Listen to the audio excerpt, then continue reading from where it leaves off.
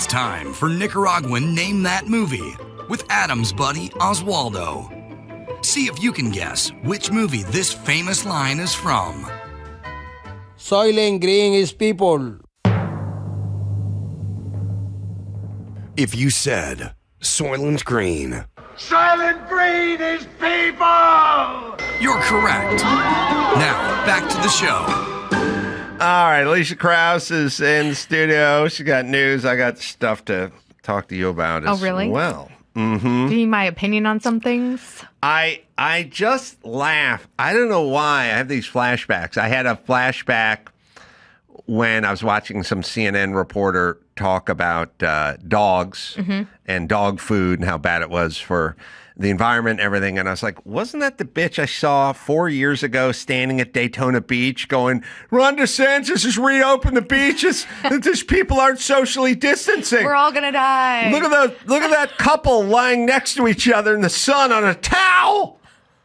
And it was like, and they had to cut back to Anderson Cooper looking real concerned, you know what I mean? Like, they dispatched someone to go to the safest place you could go. Also, for remember COVID. when then Anderson Cooper was like down hanging out in like the gay party part of South Beach? Of course. Also of during course. COVID? Also, AOC did the same thing. I hate when someone is trying to illustrate a point and does a piss poor job of it. So CNN Oh, I know. was complaining about Ron DeSantis opening Daytona Beach or the beach, and their B-roll were guys walking alone down the beach.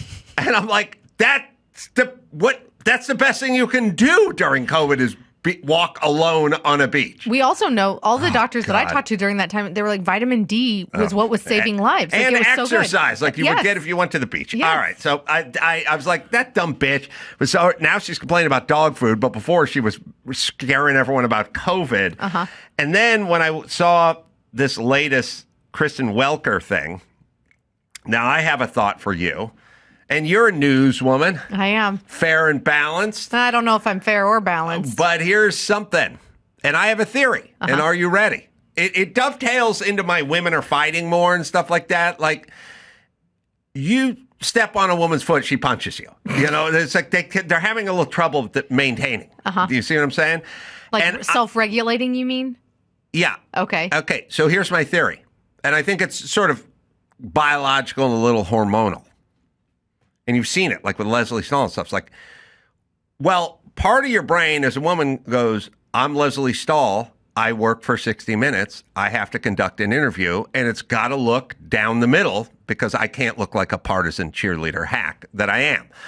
But now Donald Trump is saying something, and I'm not an interviewer at this point. I'm a woman, and I fuck you, and I'm going to argue, sir. And it's like all of a sudden not professional. See, I think that you're being too gracious to her. I don't think that she has that journalist, I'm going to be fair and balanced part of her brain. I think most journalists, at least if you work for Sigma, you have to have some veneer of, I can't walk out there and go, I hate this guy, and I'm voting a different direction. But they did it to like Katie Couric did it to Sarah Palin. Like Chris Matthews did it to George W. and Cheney. Like, I think it's just all the media. No, maybe it's hormonally off. No, I agree.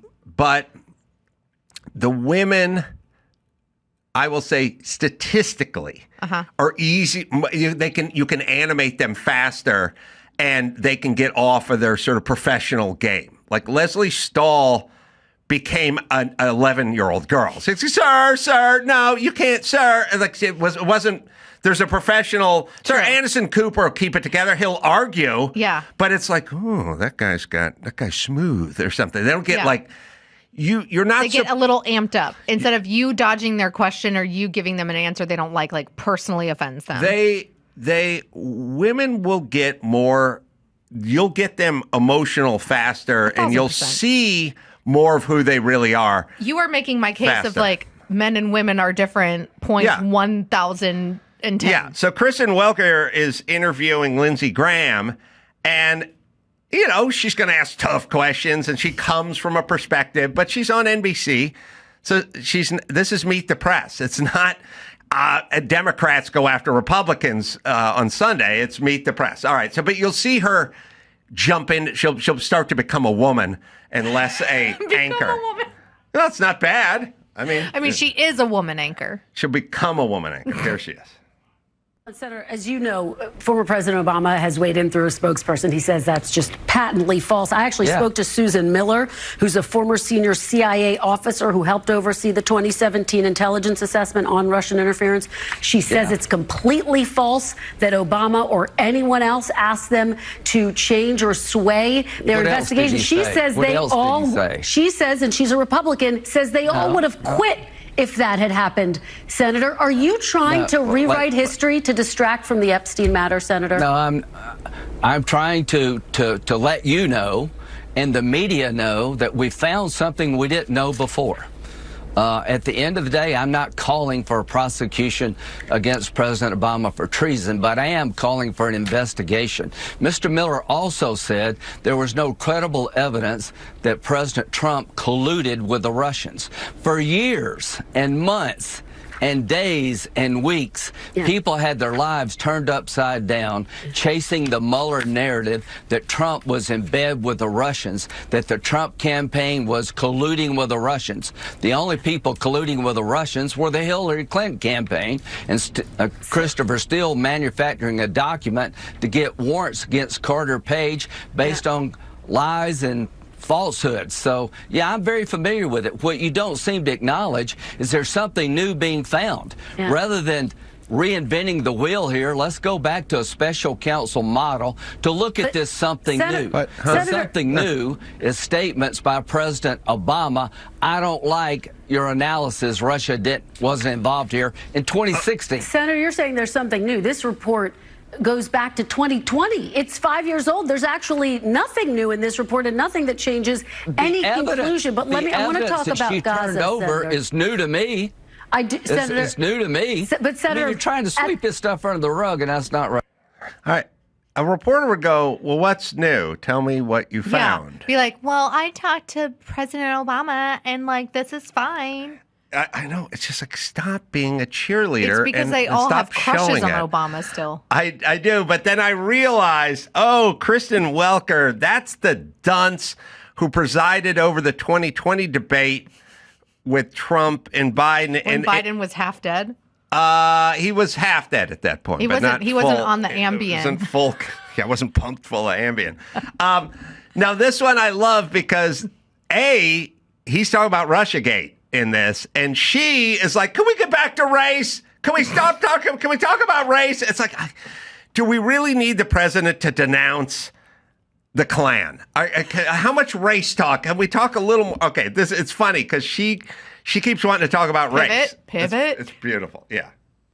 Joe, they're calling you a corrupt politician. Hey, President Trump, I want to stay on the issue of race. We're talking about the issue. President Trump, we're talking about race right now, and I do want to stay on the issue of race. He's talking about Russia and laptops, and she's race. No. Race. We have to keep talking about race. You have to distract everyone and anger everyone by talking about race. I would love to be a debate moderator.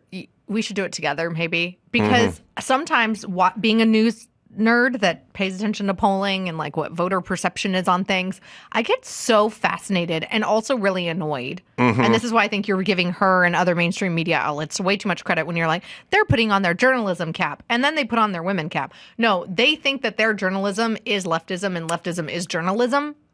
Yeah, and they ask dumb questions nobody in 2020 cared about BLM. They cared about the economy and schools being closed and a lot of other things. I agree. No, I would say nobody ever says, I'm voting Democrat.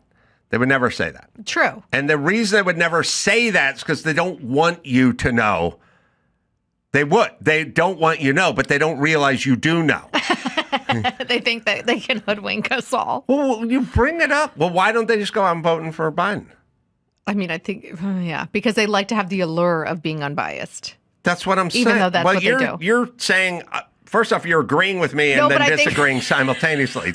I think that you're giving her more credit by saying, she put on her journalist hat, then she put on her woman hat. I think that she thinks she is, you're they think they're unbiased. I don't say they think they're unbiased. I could have sworn you started the segment with that. No. Listen to me. Listen to me. They don't want you to know what they're thinking. That's why they never say how they vote. And that's why they get indignant when at some point some politician will say to like Leslie Stahl, go, I know how you vote. Sir, you do not know how I vote. I assure you that. It's like, yeah, bitch, we know exactly how I vote. They don't want you to know. Then they got to work on doing a better job of hiding it. It's easy to draw them out, and it's easier to draw out women because they get more emotional more quickly. And I'm saying I don't even think that you have to draw them out. Like, you can tell by the stylistic observations of like the questions that they ask. Oh yeah, I know what it is. Like, I'm not. Anyway, okay. no, I think we're kind of saying the same things. Yeah. Women, all right. Anyway, but men and women different. Men and women different. Perception. That's what I'm saying, and I'm saying they pulls them out. They get off their game faster. Yes, I think they get more emotional faster. Yes, like the emotional reaction faster. Although Chris Matthews might have a lot of estrogen. Well, that guy would get very upset. There's a couple of those guys. Out there. Yeah, and but by and large, they try to maintain some sort of patina of bipartisanship, and then they get angry. What would Dr. Drew, like, what is the medical name? Because I would say that they're lying to themselves. They've lied to themselves so much that they might believe it, even though the rest of the world can see the truth. What is the medical name for that? Yeah, I mean, I'll come up with the diagnosis in a minute. They know. It's sort of like, let's just say you're gay, but you didn't want the world to find out, you know, and then someone made a gay joke about you and you went nuts. Like, it's like, why are you protesting so much? You know, sure, you don't know how I vote. You know, like they get really the projection. Yes, they do a lot of, and then like you were talking, and then there's like some straight trucker, and he's like, God, man, I hate these homos. And they're like, well, now hold on a second. And next thing you know, you're arguing with the guy, but pretending to be straight. They just show their hand. It's easy. I think they sort of believe themselves. They're in a kind of a netherworld, but they don't see what we see. Like when Leslie Stahl starts arguing with Trump, she's not outside witnessing herself. She's just reacting. She's it's like if she had read the papers, they might be dated 2020, but the Senate Services Committee and all these places didn't see the papers until recently. Like, that's why Lindsey Graham's talking about it. Yeah. It's just a dumb question or like a dumb follow-up on her part. You're there to interview Lindsey Graham about what he knows about this particular issue, not filibust and argue. And you and I both know how headlines work. Like, he could know something that was in all of that stuff that the American viewer doesn't know, and she could have had a trending interview if he released a piece of information that wasn't publicly talked about yet. Yeah, now the thing that's going on now where a lot of people are like, well, how come CNN or the Los Angeles Times or New York Times or NBC, CBS, how come no one's reporting this story? And they're doing the same thing they did with COVID. They'd be reporting on themselves. They're the ones who did the story. They're the ones who misled the country, just like they misled with COVID. So people say, how come these people aren't apologizing for COVID? That's outing themselves as shitty news organizations. I think it's far more sinister than that. You do? I do. It's like they're blatantly trying to I don't know. Do you remember that? Do you remember seeing that thing that was total propaganda with all of the news sources, every single local news channel all across the nation reading from the exact same script? Yeah.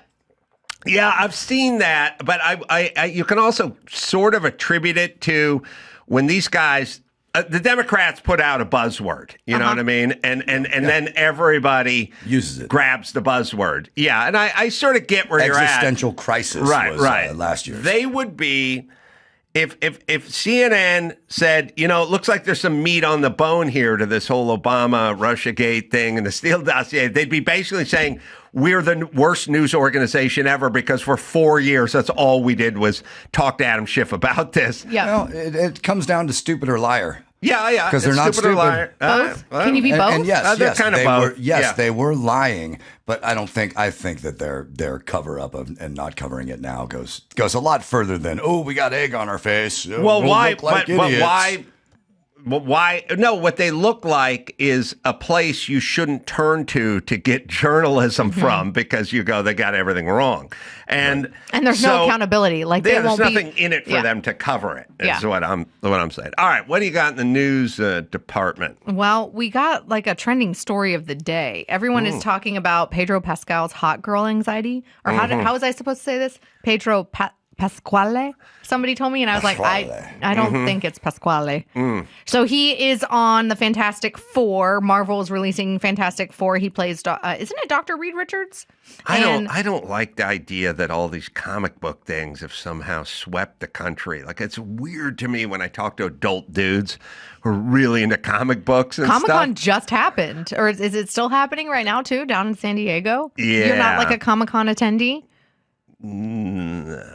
No. I don't believe adult males are supposed to be fucking around with this shit. I really don't. I just don't. You're supposed to build shit and fix shit. You're not supposed to do this. Okay, so don't go see the movie. Adam is a non-endorsement for the I movie. don't mind that there's a Superman movie and there's a Fantastic Four movie, and it's fine. It shouldn't be number 1 and number 2 every single weekend, and guys shouldn't be talking about.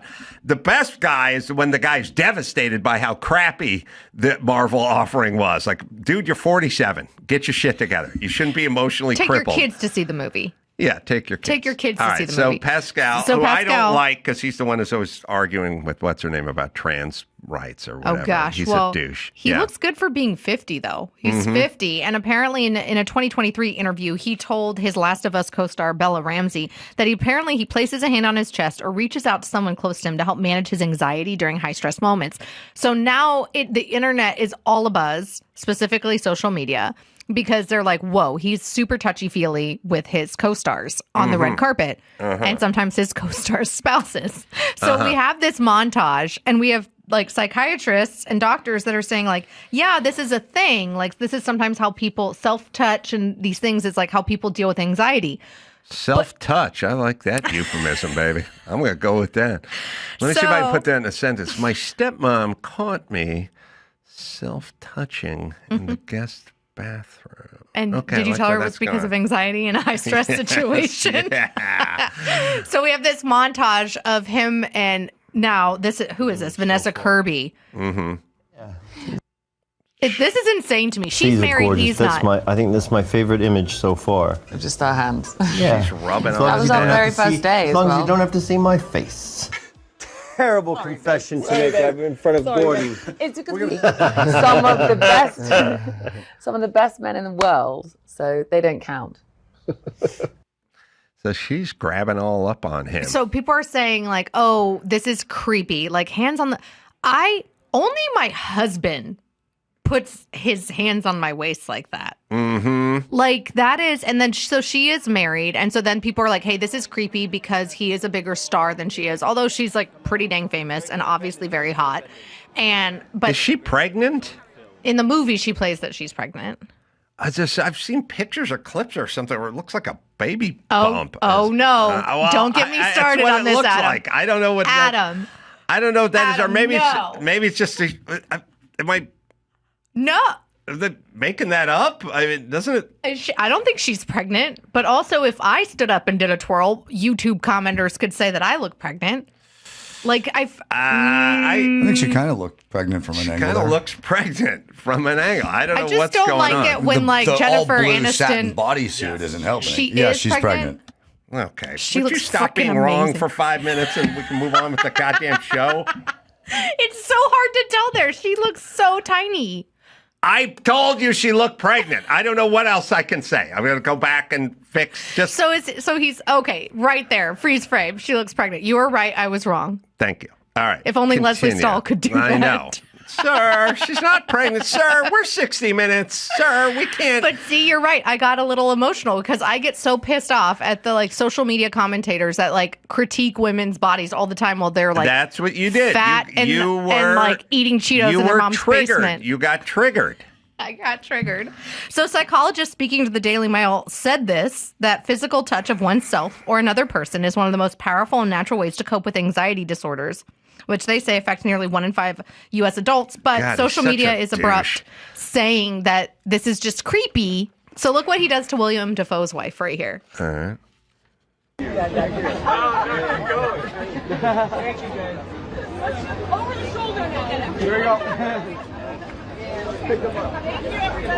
Oh, man. What was that? Defoe. What was that? Hey, she rubbing her chin. Like, that seems very personal. Like, that seems... I want to say this. Whether it's Biden sniffing chicks' hair, don't do it in front of cameras. Do it on your own. You know, we all have our own predilections, you know, physically, and we don't do it in front of the core of guys with cameras. You know what I mean? Because they catch stuff. Well, and I get that, like, anxiety can be something like they talk about breathing is important. No. And so he's saying that he gets anxiety. I'll tell you what he's doing. He's using it as an excuse? Yeah. Well, first off, he's a puss. That's number one, because he argues. He's the one who's always arguing with the, what's her name, about the trans, whatever. You guys don't know that story? Andrew, you must know the story. He argued with the... J.K. Rowling? J.K. Rowling. Oh, I didn't know that. He argues with J.K. Rowling's about the trans stuff. So he's a puss. That's number one. Only pussy guys talk about anxiety. Regular guys don't have anxiety. They don't know what it is. Pussies talk about anxiety. So he's a puss, and he argues with J.K. Rowling, and it's very important to him that everyone be trans. But also, he's from, like, Spain or something. Where's he from? Oh, so you think it's kind of like a cultural Guys thing? get to touch... Let me tell you the two touchiers, the touchies. The Spanish, you know, the Spain, you know, sort of Euro, whatever, and then gay guys. Gay guys get to go up and touch whoever they want because, oh, come on, don't flatter yourself. They can do whatever. It's like part of the culture. Yeah. So you get a little, he's from Chile. Point proven. He gets a little international excuse. What if he's both? Gay and from Chile? If you're And gay has and from anxiety. Chile, It's like the trifecta. you can do what Donald Trump bragged to Billy Bush about, and no court in the land will convict you. You know, that's so true. I had a roommate in New York when I was young and way cuter, and she loved, like, salsa dancing, and she would beg me to go to salsa clubs with her. And after, like, the fourth time, I said, I can't do it anymore, because you will tell a gentleman at a salsa club, like, oh, I'm done dancing, or, like, move their hand because of where they place things. And it's just, it is so cultural. Yeah. Like that. They just are so used to, no, this is how we dance, this is what we do. Yeah, like, they go, we greet each other, we kiss each other. You know what I mean? Yeah. And in certain cultures, and you go, oh, okay, well, that's what we do. You know, and you go, oh, okay, well, I don't want to look like a bumpkin, so go ahead and kiss up. So do you think this is predatory and creepy behavior like half of the internet thinks, or you think that it is more cultural/gay for him? Cultural/possible gay. He's also puss. And I hearken back to a story I told Andrew about. I don't know if he found it or not, but there was a story, speaking of his anxiety, there was a story on TMZ probably 2 years ago, maybe a little more. Did you ever find that, by the way, Andrew? Where, we did. Oh, well, I'll show it to you. But this, if you have anxiety. Yes. And I'm not a physician, but I think Dr. Drew would probably warn you against this practice if you had anxiety. Okay. All right. So we'll play it for you in a second because we're looking for it. But I didn't know who Pedro Pascal was. Yeah. I didn't really know. It was like 2 years ago. And He's really blown up. I know. Like, he's like become this superstar I now. don't watch all the shows and stuff. I just didn't know. I mean, I looked at him and went, oh, yeah, that guy's on a TV show, but I didn't care. But it stuck into my head that... well, he also, like, started the Zaddy trend. At least that's when I saw it. Oh, what's Zaddy? Daddy? Daddy's like an older, hot dad. Well, I'm like, all for that. You know. That's when I saw him kind of just blowing up on social. All right, this is how he orders at Starbucks. Okay. Go ahead. Hey, Pedro. How many shots of coffee do you got in that cup? 12? Nice, man. Have a great day, brother. Nice day, man. They broke it down. They looked at the label that was on the cup. This wasn't the one I was talking about. There was one where they zoomed in. And it was like a ton of shots? Yeah, it was like 12 shots of espresso in his coffee. I mean, you know, it's don't. Enough caffeine to kill a hippo in his cup. And there was another one you got to find, Andrew, where they actually zoomed in on the receipt label, where they stick to the cup that says, here's how you like it. And I don't remember it being 12. That sounds like too much, but we'll see. We'll see if they Do you think that the Starbucks barista like gets his name wrong? Well, he goes with Jim. Sorry. For everyone asking about Pedro's Starbucks order, Ice Quad Espresso in a venti cup, extra ice, 6 shots. 6 shots.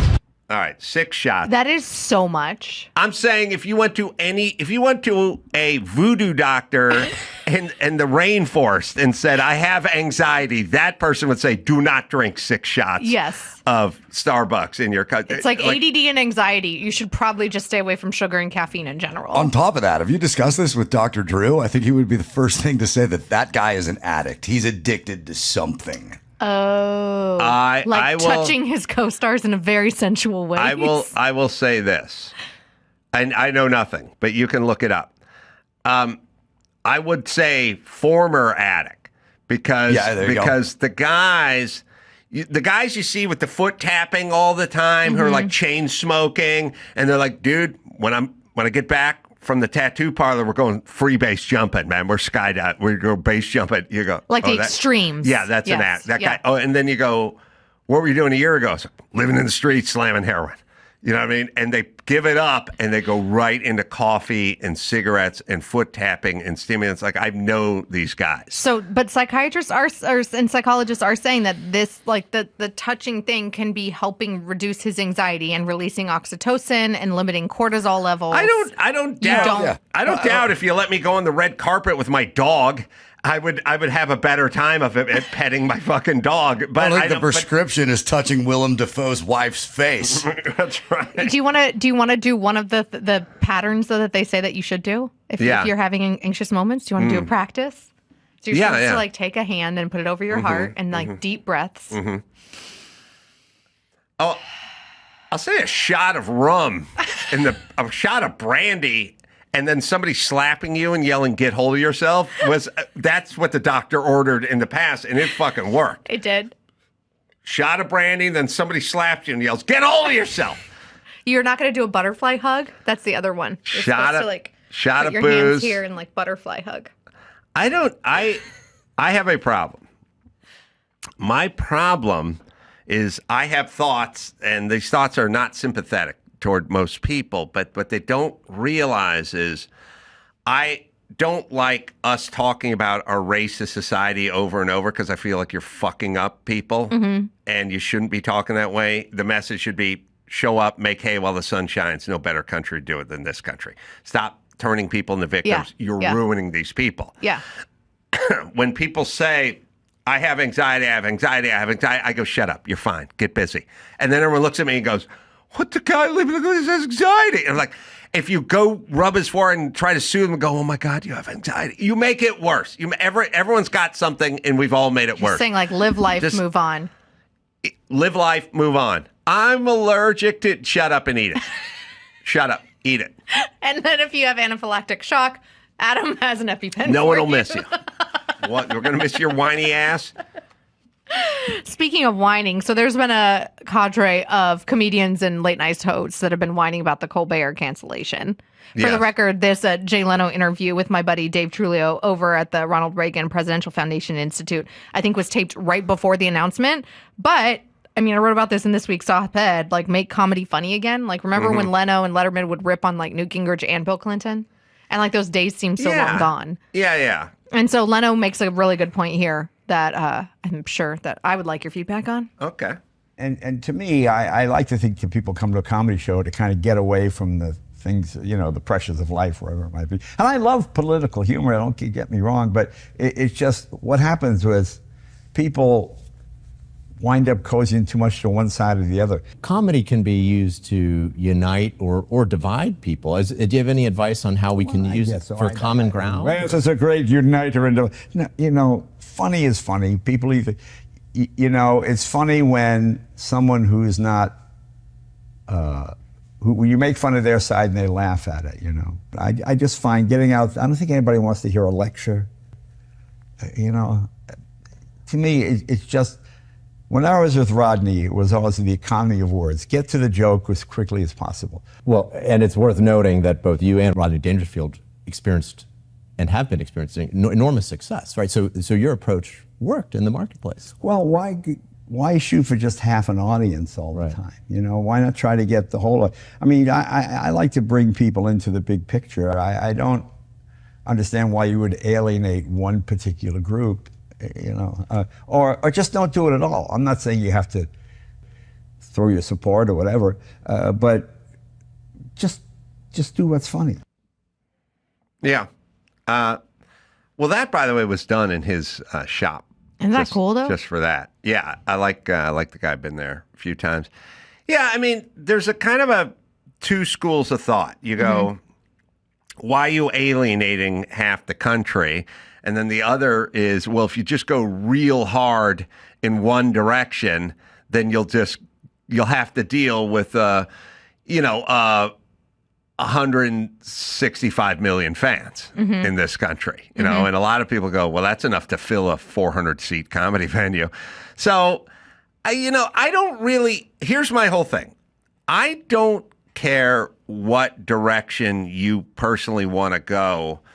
I just want you to declare that's who you are. And we're circling back to Leslie Stahl and Kristen Welker and stuff like that. Stop pretending just to be a independent journalist or something. Just say who you are and then go find an audience. And that's fine. I mean, that's what Sean Hannity does. He goes, this is what I do. I talk about this and I believe it. And it's not, I'm doing commentary, a lot of commentary. And that's fine if you want to be a comedian and do it that way. The problem with late night is you're not there to do a political show. You're there to do a sort of variety show. And it can be whatever format you want, but then format that you inherited wasn't that.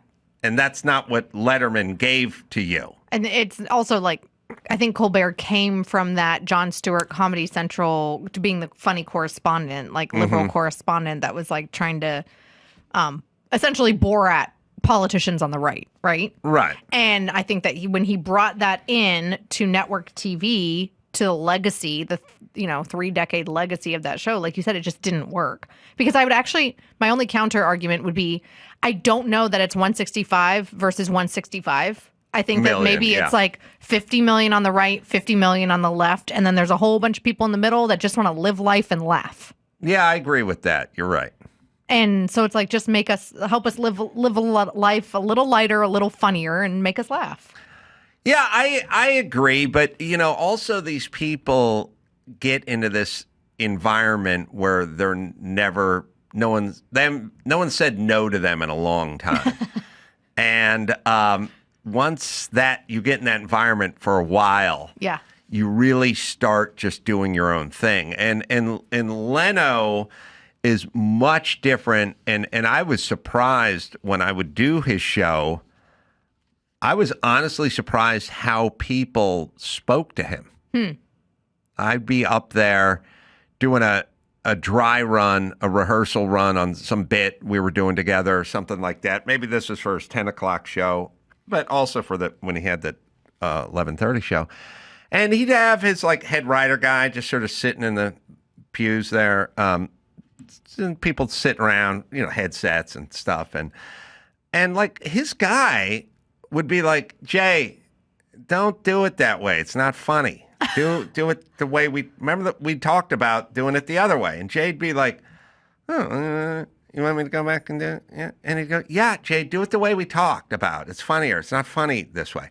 And I'm kind of sitting there going, wow, because you didn't do that to Letterman.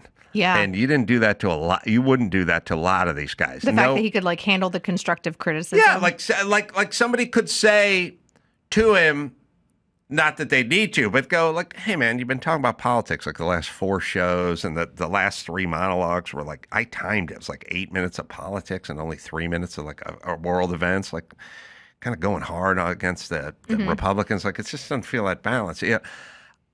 Somebody probably should have said to Colbert, like his head writer or whatever, like, look, man, the monologue is becoming like a political rally, man. I mean, 4.5 years ago or 6 years ago, went, let's tack back toward kind of the center and talking about events and world events and local events, but let's look a little less with the politics. I think like someone should have said something, and then a lot of them thought it, I'm sure. But they were scared to say anything. They're scared to admit when something is unfunny. I also think that when you have that level of like fame and power and multi-million-dollar contracts, you then just bring in all of your yes men. Yeah, or they get converted to yes men like really quick. I mean, it pays the bills. Yeah, I think that happens a lot in politics as well. It's basically like saying this. Okay. Ellen was a total bitch to everybody, and everyone was scared of her. And I used to tell everybody this way before any of the Ellen is a bitch. To also, 20 years ago, I said everyone's scared shitless of her because she must be a witch at work, and everyone just was scared. Really? But they didn't say anything. No, the story came out 3 years ago or whatever. You're saying you were saying it long before. If you see a staff or employees or children who are scared shitless of like their dad, that's a bad dad. Respect is one thing, but scared. Everyone is scared. Ellen was, she's a vegetarian. How many folks would come in and bring a roast beef sandwich in for lunch and like sit down and eat it in the writer's room if Ellen was at the table? And the answer is they wouldn't. She would like berate them for their personal food choices? They would get the message that Ellen was not into this, and I don't even think they would do it. And so then you would go, so she only hired vegans? And you'd go, no, but they didn't eat the fucking ribs in front of her, okay? Because they were scared. Yeah.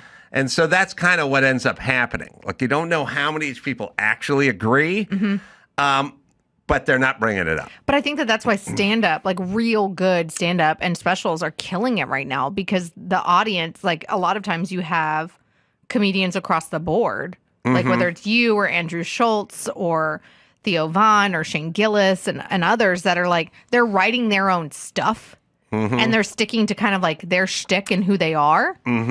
And there's a beauty and an interesting like kind of storytelling with that as well. They're not surrounded by all those writers that are afraid of them in a writer's room. And maybe when they are, that's when their comedy starts to go downhill. I agree. We have something that we saved from last week, which is the late, great Chuck Mangione played the flugelhorn, not the trumpet. And my dad played the flugelhorn. I don't even know what the flugelhorn is. Oh, you know it when you hear it. It looks like a trumpet gave birth to twins and got stretched out a little bit. So it has 6 buttons instead of 3, right? No, it's got 3. It's just stretched out. Oh, interesting. Yeah. Yeah, so we lost Chuck Mangione last week, and it just reminded me of that wonderful time, that magical time in the studio when Chuck was, doing a session and Jim Carolla pulled up. I recorded my dad playing, and he sat in. Here he comes.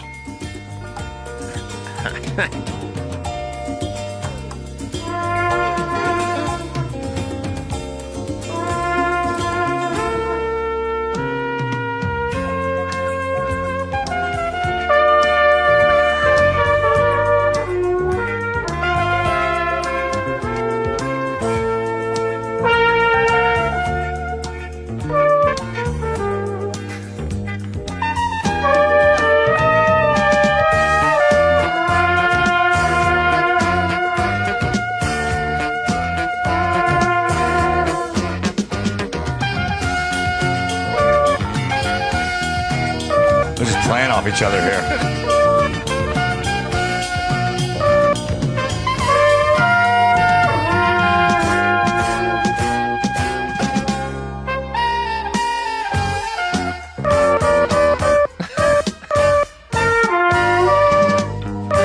All right, you get the idea. Now remember, I bought my dad basically an $1,800 trumpet. And he told me it wasn't enough trumpet for him. He needed a better trumpet, which is to do that. a little insight into my dad and sort of where he thinks he is versus where he actually is. But he returned my $1,800 trumpet and told me to get a $3,000 trumpet. Stop. Maybe $3,200. I mean, it blew clean notes.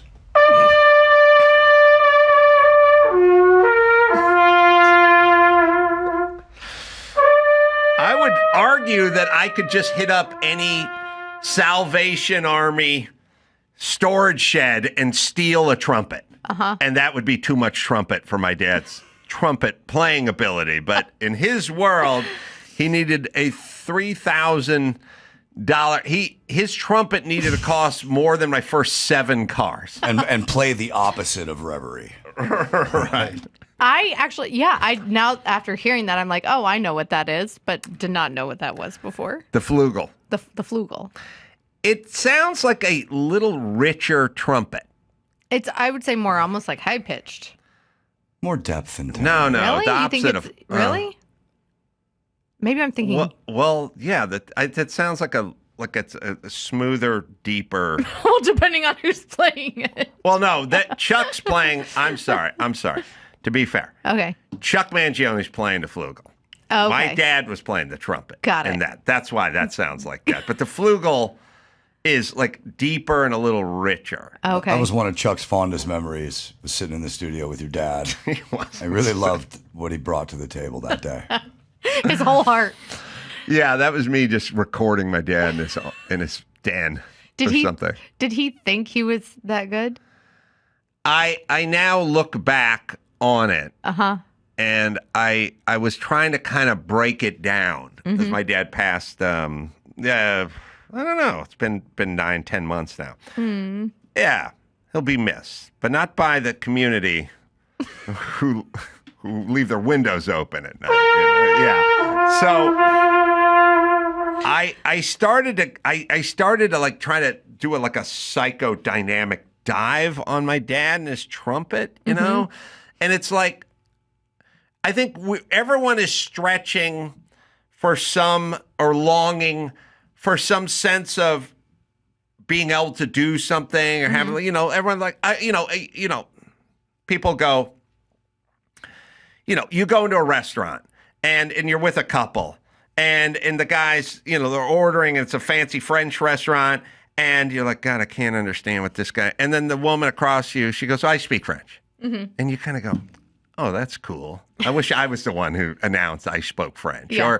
Or you go into a dinner party and it's nice and at some point there's a big Steinway in the corner and somebody goes, come on, Elisha, sit down. Come on, do place a couple. And you go, well, I don't know. I really Actually, you know what my dream is? There's a medical emergency on a plane and I can do something about it. Yes. Okay.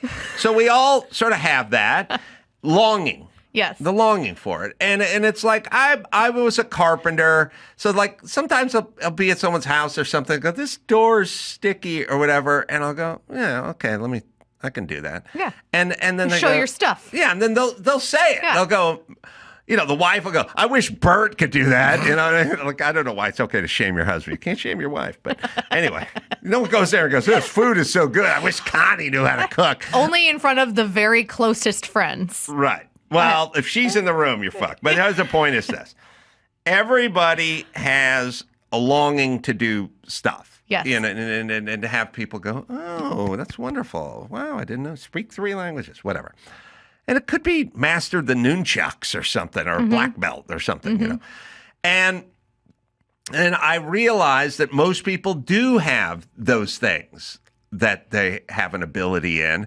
And then as I was talking to Dave Rubin about it earlier, you feel a certain sense of security. Like, okay, I could handle myself. I used to box, or I could fix stuff. I feel it feels good, I work on a car a little bit and that kind of stuff. My dad didn't have anything. And, wow. And the trumpet was all the eggs in the one trumpet basket. You know what I mean? And I realized, it'd be like, I could ride a unicycle, but it'd be like me just showing up at every party with my unicycle or me weaving it into every conversation. Literally. I think it took me coming here like a dozen times before you mentioned the unicycle. It's That's actually kind of impressive. It's a novelty, but it's pretty low down on the stuff that I get paid for, that I'm good at, But or you whatever. do mention carpentry a lot. I do mention it because I love it, and I think it's a road to sanity. Yes. But I'm also doing it all the time, and I realize I'm always remodeling something. I think carpentry is a metaphor for sort of sanity. I think people need to go out and get their hands dirty. Skill. Like a tactile skill. Tactile skill. Yep. We're all digital and everyone's going insane. But as I realized, it was bizarre that my dad's world was a trumpet, except for he wasn't very good at playing a trumpet, and he never made a nickel playing a trumpet. And so he'd show up and, be Thanksgiving, and here he'd come walking in. Oh, turkey smells good. And at some point he put the trumpet case down, and it was like, oh, we're captive. We're captive audience. Like, we have to. I remember. Was everyone nice to him about it, or were you kind of brutal? Well, the problem was the people are always overly supportive about it. Like, oh, that's one. No, don't do one more. But he clearly didn't have imposter syndrome, because I feel like when people come, when my mom always texts me when I'm on TV that I did great, and I'm like, okay, yeah, you're my mom. You have to say that. Good Right. sandwich mom has to say that. But like, if a person I haven't seen in 5 years texts me, is like, saw you on TV, you did great. Like, it means something else. But then there's still an imposter syndrome part of me that's like, are they just saying that to be like nice, or because they want something from me? Well, he clearly had an element of like, not He that. wasn't as good as Mangione, and I'm talking about the guy who assassinated the insurance broker. That guy. I don't even know if he can play the trumpet. I'm just going to guess. It was his identity. Yeah. And so, like, one time he called me a million years ago, and it was funny because he'd never seen me do a show, or never been anything I've ever done. And he just kind of called me and he went, hey, you doing a show at the El Portal Theater? And I was like, yeah. Why? He's like, oh, I thought I'd come check it out, And I go, you've never asked me to come to a show. We taped the Man Show over the hill here. Taped Loveline, 700 episodes of everything. I just never showed up at once. He lived in North Hollywood. And so I go, what do you want to come watch the show? You want to watch me perform? And he goes, well, I thought I'd play the trumpet, at the beginning, play a little trumpet up there. I was like, oh, okay. He wanted to be your opener. He wanted to open with his horn. I realized it became his whole, but I realized in a deficit of other skills. And I realized it was him kind of saying, I may not be successful, and I may not be tall, and I may not have all these awards or trophies or plaques on the wall, but I can do this thing better than anybody at this party, provided nobody plays the trumpet at all. And that was his thing. And I realized, I think he was trying to like carve an identity for himself. So I guess it's better than just being a massive Dodgers fan. Or a Marvel fan. Or a Marvel fan. All right, everyone. A good note to go out on.